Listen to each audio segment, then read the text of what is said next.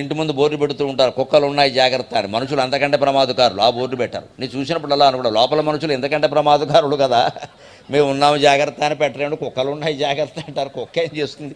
ఇంత రొట్టు ముక్క వేస్తే ఊరుకుంటుంది. మనిషి అలా కాదు కదా, రొట్టు ముక్క వేసిన వాడినే కరుస్తాడు కదా. మనుషులకు భయపడాలి కానీ కుక్కలకి ఎందుకంటే భయపడ్డాం.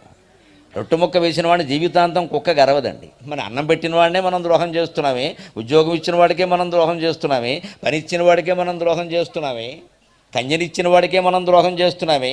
అమ్మాయినిచ్చి కాళ్ళు కడి కన్యాదానం చేశాడు మనకి 60 ఏళ్ల పెద్ద మనిషి 20 ఏళ్ల కుర్రాడికి. జీవితాంతం రుణపడి ఉండాలి అత్తమావలకి.